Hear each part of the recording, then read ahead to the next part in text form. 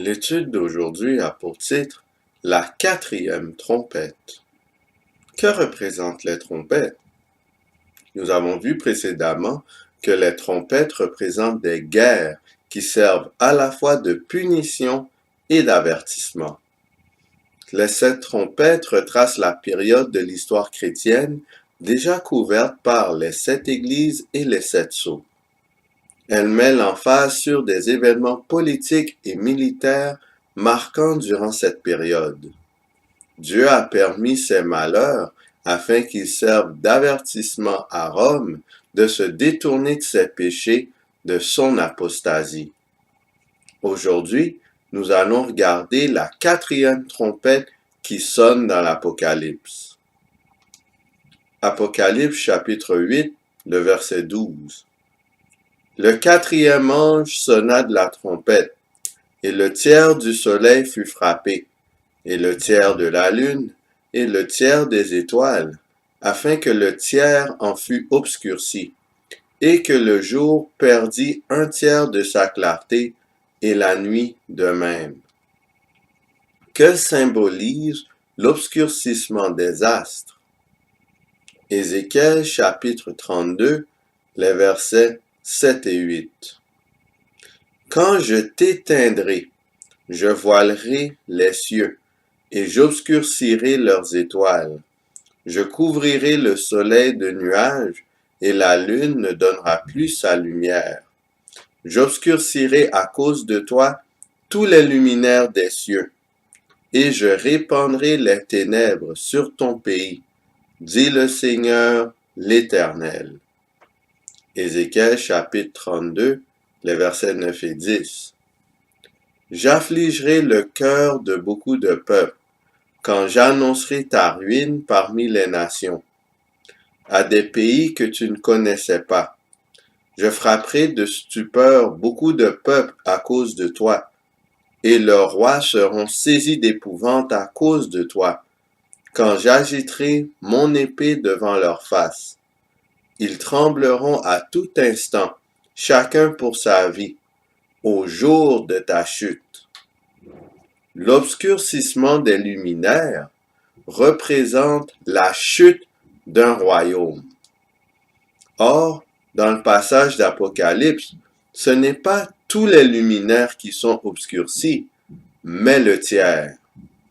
Ceci indique que ce n'est pas une chute complète du royaume de Rome, mais une chute partielle. Ceci représente la chute de l'Empire romain païen. En 476, suite aux invasions barbares, la Rome avait été divisée en 10 différents royaumes. Parmi les diverses tribus barbares, il y avait des royaumes puissants, comme les Francs, et des royaumes plus faibles. Entre 476 et 538, ce fut la période de transition entre la Rome païenne pour aboutir à la Rome papale.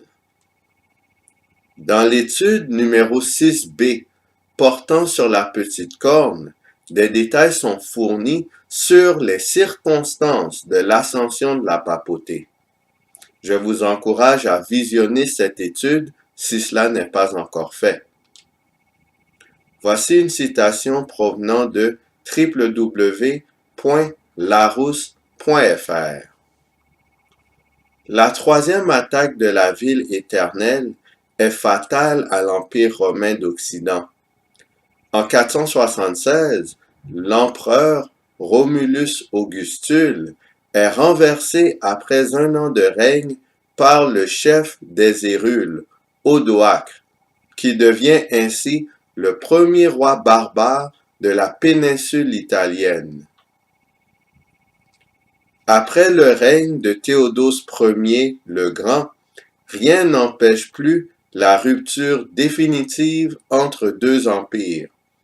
Puis, en 476, la disparition politique du plus exposé d'entre eux aux barbares, l'Empire d'Occident.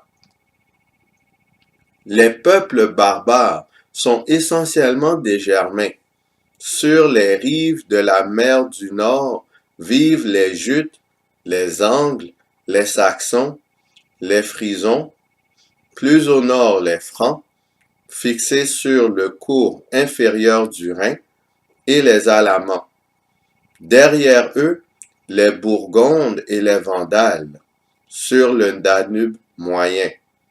Voisins des Suèves, localisés sur l'Oder, où ils jouxtent les Lombards.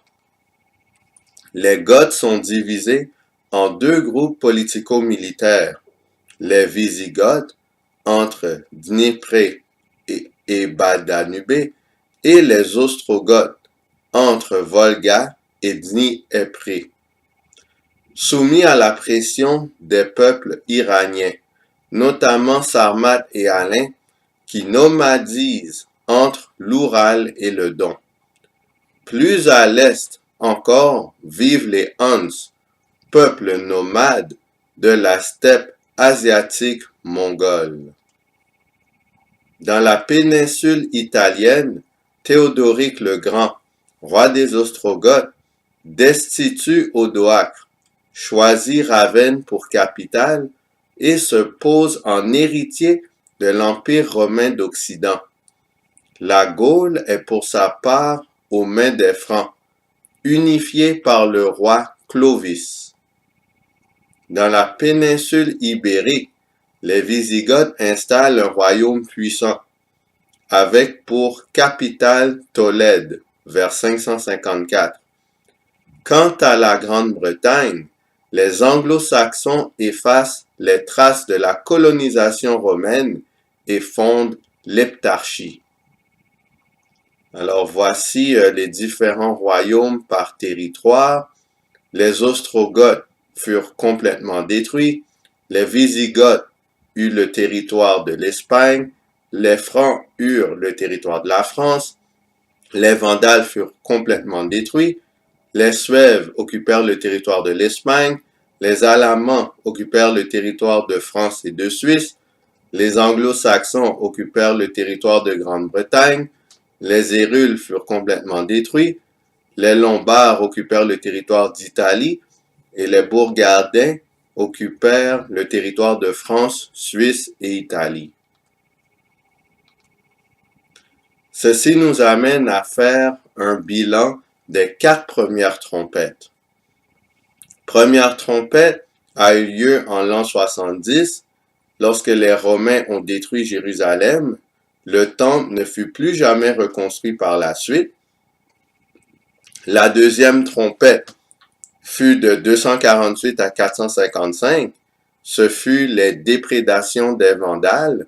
Le haut point de leur déprédation vint en 455, lorsque pendant 2 semaines, ils ont pillé la ville de Rome.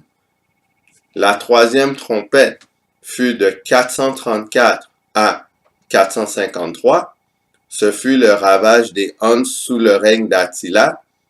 Ils avaient fait du grabuge pour une courte période dans les régions variées de l'Empire romain trébuchant. Cependant, Attila est mort en 453. Et la quatrième trompette résonna en 476, avec l'enlèvement du dernier empereur romain en 476, l'Empire romain fut divisé en 10 parties. Cela constitue la chute partielle de Rome. Malheur, malheur, malheur. Il y a 3 malheurs. Apocalypse chapitre 8, le verset 13.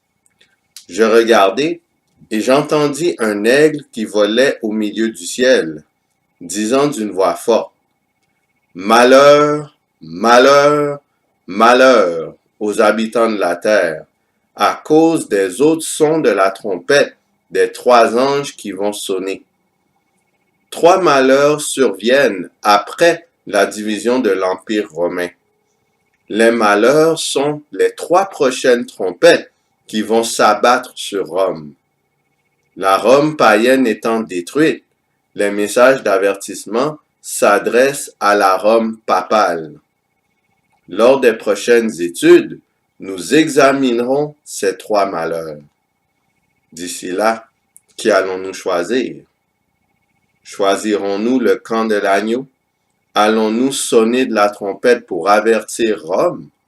Ou choisirons-nous le camp du serpent et ferons-nous la sourde oreille au son de la trompette?